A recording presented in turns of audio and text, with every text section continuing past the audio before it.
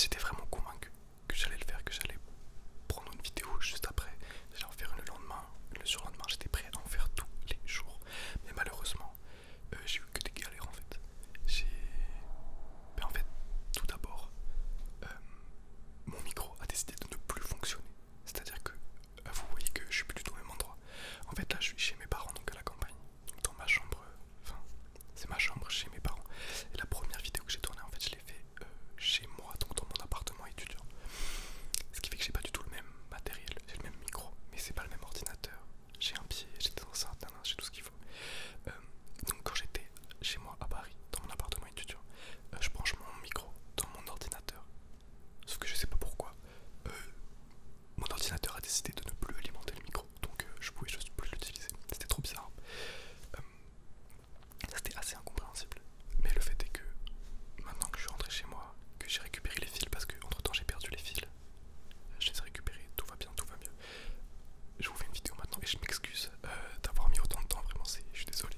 En plus, j'étais trop content, puisque la vidéo, elle a marché. En fait, il y a des gens qui l'ont vu, il y a vraiment des gens qui l'ont vu. Il me semble. Ok, je vais peut-être faire des petits bruits de souris et tout. J'espère que ça va être agréable. J'espère que ça va pas être trop relou. Sinon, au pire, je couperai. Mais genre, la vidéo, elle a fait comme 400 vues ou un truc comme ça. J'étais trop refait. Genre là, actuellement, il y a 478 vues, s'il vous plaît. Je suis trop heureux, c'est trop bizarre. J'ai 53 abonnés avec une vidéo immonde où genre tout grince et tout. C'est trop cool. Enfin, du coup, je suis grave content. Et j'avais trop le seum de pas pouvoir vous sortir une autre vidéo dans la rapidité. Mais bref, passons, ce n'est pas le sujet. Ok, donc maintenant, trêve de banalité. Je vais vous parler de Babylone, qui est un film que j'ai vraiment adoré. Alors pour vous poser rapidement le contexte, c'est un film qui est sorti tout récemment en 2023. Il est encore au cinéma à l'heure où j'enregistre cette vidéo. Il est sorti en 2023. Il a été réalisé par Damien Chazelle, qui est un de mes réalisateurs préférés, un de mes réalisateurs contemporains préférés. Il a réalisé Whiplash, qui est son premier film. Il a réalisé Whiplash, il a réalisé La La Land, First Man aussi, qui est passé un peu plus sous les radars, mais qui est quand même un excellent film. Et donc tout récemment, il a réalisé Babylone, qui je crois est son film que j'ai préféré, en tout cas. Et pourtant, je sais que, Dieu sait que j'ai adoré Whiplash. J'ai adoré Whiplash, comme peut en témoigner l'énorme poster qui se trouve juste derrière moi. Je pense que vous le voyez. J'ai vraiment adoré. La La Land, j'ai sur kiffé aussi. Je connais toute la bande originale par cœur, toutes les chansons. Je peux les réciter, toutes les chansons où il y a des paroles, du moins. Et First Man, j'ai aussi beaucoup aimé, même si c'est un peu moins, ça déchaîne moins les passions. Je sais pas si vous voyez ce que je veux dire, si vous l'avez vu. C'est un film qui est un peu plus posé, qui... Ouais, j'ai un peu du mal à m'exprimer, mais oui, je me coupe. De toute façon, ce qui nous intéresse ici, c'est Babylone. Alors je vais vous expliquer de quoi est-ce que ce film parle, avant de vous expliquer pourquoi j'ai adoré. Alors pour commencer, c'est un film qui se déroule au début du XXe siècle, c'est-à-dire autour des années 1920-1930, je dirais. Peut-être même 1950, en fait il n'y a pas de date. Mais si je suis un ouf, il n'y a pas de date très précise. Qu'est-ce que je me raconte?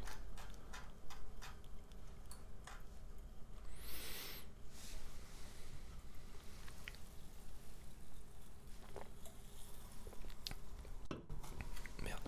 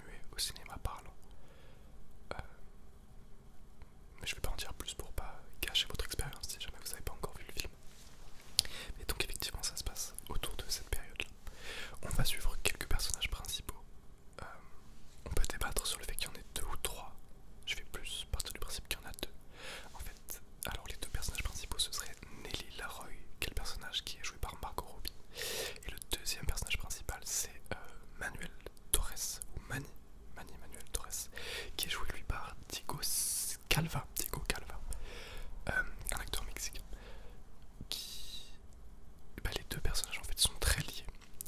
Ils suivent un peu le même développement, c'est-à-dire qu'au début du film, ils sont tous les deux dans la ville de Los Angeles, qui est la ville par excellence quand on parle du cinéma américain, c'est là où tout se passe.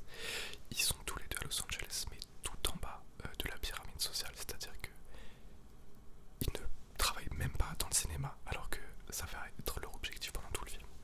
Ils se rencontrent au début du film et ils se font une espèce de promesse en l'air, en se disant oui, toi et moi, on travaillera ensemble sur un film un jour sur le même plateau de cinéma. Et voilà, ça pose toutes les bases du film.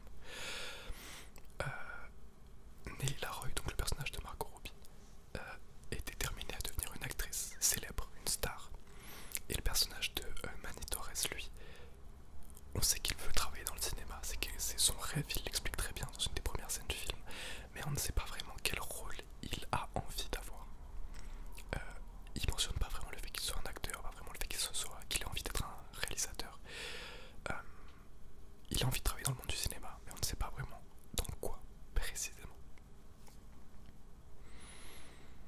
Pour parler des autres personnages importants, personnages nécessaires à la compréhension de l'histoire, on va parler du personnage de Brad Pitt, qui interprète le personnage de Jack Conrad, qui est un des réalisateurs les plus importants de ce moment-là. On le cite à plusieurs reprises comme le réalisateur qui rapporte le plus d'argent à MGM, qui est une compagnie, une maison de, comment on appelle ça, une maison de production américaine, qui est Metro Goldwyn Mayer. Et ouais, donc Jack Conrad, c'est le plus gros réalisateur, le réalisateur le plus en vogue à cette époque, qui va intégrer Manny Torres au monde du cinéma, pour le dire de manière courte. On a également le personnage de Sidney Palmer, le personnage de Sidney Palmer, qui est interprété par Jovan Adebo, qui est un acteur que je ne connaissais pas, pour être honnête. Il s'agit d'un musicien, un trompettiste, qui petit à petit va s'intégrer au monde du cinéma, qui reprend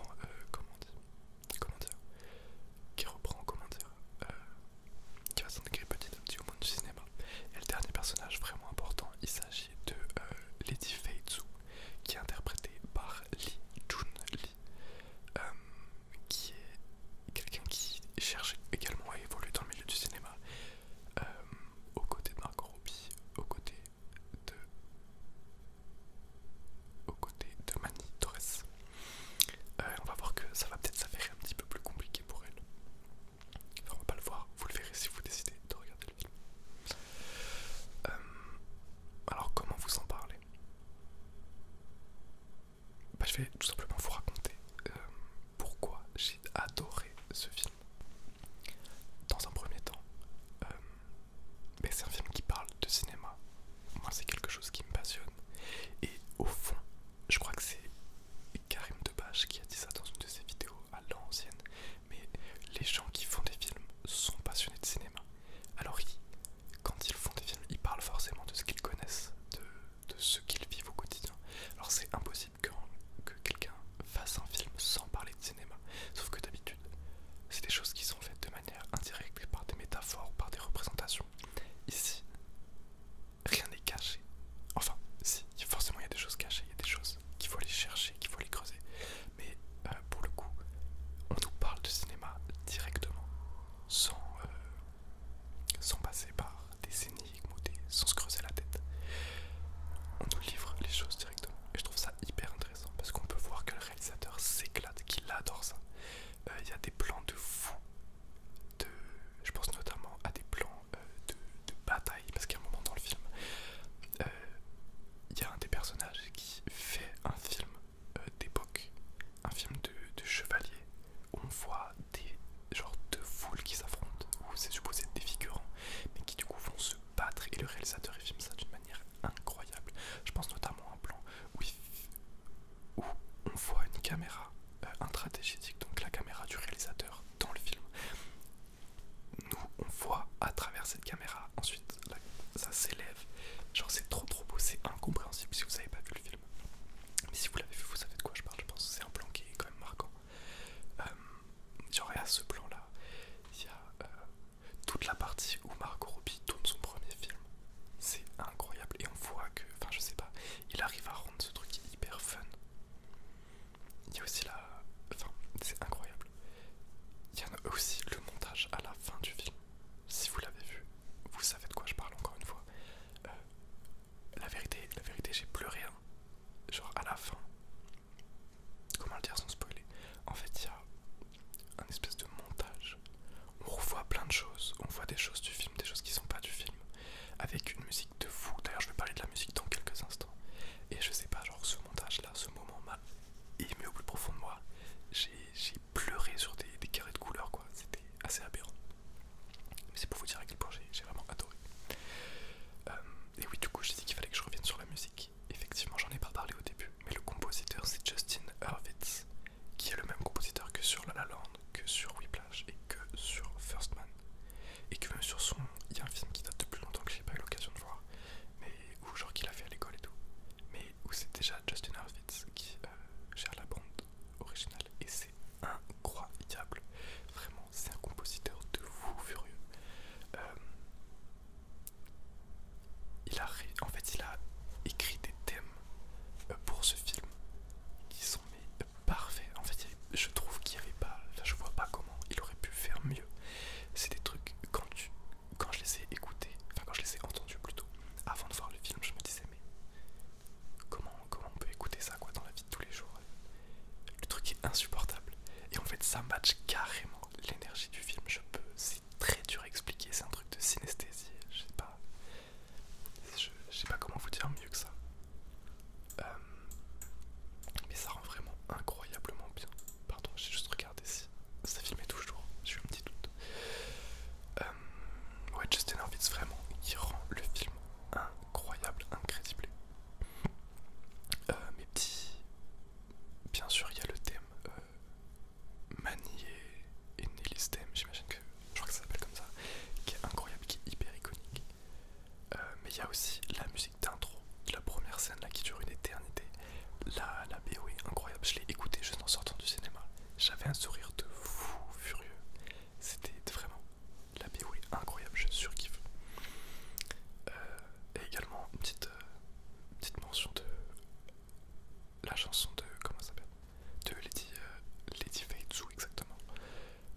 Quand elle est dans un cabaret. Vraiment genre... incroyable, je l'écoute matin, nuit, midi, soir, tout. Je sais plus parler tellement je l'écoute énormément. En fait j'ai un peu peur d'avoir survolé le sujet, mais après en même temps je me dis que de toute façon vous devez dormir à l'heure actuelle, donc c'est pas très grave. Ouais, la prochaine fois je pense que j'écrirai ce que j'ai à dire afin de ne pas me perdre dans des détails inutiles. Donc voilà, je vous ai parlé de Babylone assez rapidement. Du coup, ça fait déjà un moment que je parle. Je vais quand même vous parler de l'album de Damso, QALF, Calf, Qui Am Like, Follow, que j'ai découvert il y a quelques jours. Enfin, je savais qu'il existait bien sûr, j'avais entendu les sons les plus populaires, j'imagine. J'avais déjà entendu De Toiles de Mer, j'avais déjà écouté Pixel Zoo avec Hamza, bien sûr. Je me dis c'est le titre que j'ai vraiment streamé à la sortie. Mais donc là tout récemment, il y a comme 2 ou 3 jours, je sais pas pourquoi, j'ai eu la curiosité, je me suis dit mince. Mais en fait je pense que c'est parce que l'album d'Hamza est sorti, vient juste de sortir. Et pour me remettre un peu de l'ambiance, je me suis dit ok, qu'est-ce que je pourrais écouter? Je sais pas pourquoi c'est tombé sur l'album de Damso. Et vraiment je kiffe trop. Bien sûr, je pense que c'est un peu le cas de tout le monde, mais OG, l'intro, je trouve que c'est un des meilleurs morceaux. Genre la prod, c'est carrément mon type. Je sais pas pourquoi, ça me rentre dans le crâne, il est incroyable. C'est un peu planant et tout. Je surkiffe. Il y a également le morceau de Diamant, je